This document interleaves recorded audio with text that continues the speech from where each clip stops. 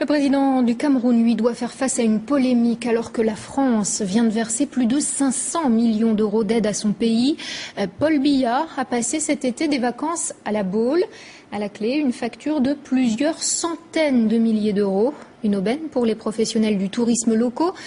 Pas sûr que les citoyens camerounais soient du même avis. Macalisser, Rodolphe Augier. C'est un hôte de marque que le maire accueille à bras ouverts ce jour-là à la station balnéaire de La Baule. Et heureux de vous recevoir à La Baule encore pour la troisième fois. Vraiment, c'est un grand... Paul Biya, le président du Cameroun, vient recevoir la médaille de la ville. Hélas, nous ne pourrons pas immortaliser cet événement. Seuls quelques journalistes locaux, triés sur le volet, ont le droit d'entrer.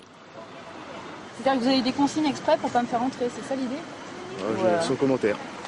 Depuis quelques jours, la polémique enfle sur le train de vie du chef d'État camerounais. Paul Biya et sa femme ont prévu de séjourner 3 semaines dans 2 hôtels de luxe de la ville. Selon nos informations, ils occuperaient tout un étage de cet établissement, ainsi qu'une dizaine de chambres à l'hôtel Hermitage. Un journaliste d'une radio chrétienne a eu connaissance du montant de la facture. J'ai eu les informations en interne, effectivement, de cette visite du président Biya pendant 3 semaines. 3 semaines avec 43 chambres. Les prix ont été négociés, évidemment. Dans ce type de situation, c'est négocié. Et on est aux alentours de plusieurs dizaines de milliers d'euros. Près de 800 000 euros pour les 3 semaines de vacances.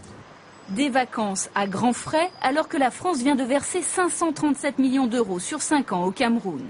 Une somme destinée au désendettement et au développement du pays. Paul Biya est également épinglé dans ce rapport sur les biens mal acquis de certains dirigeants africains.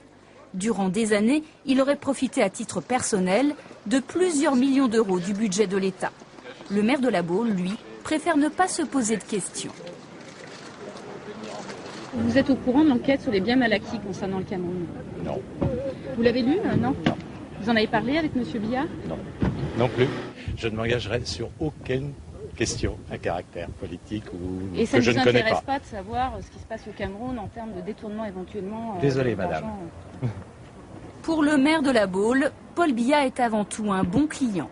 Et en période de crise, les questions d'éthique sont secondaires. Et vous pourrez très bientôt voir l'intégralité de cette enquête dans notre magazine Pièces à conviction.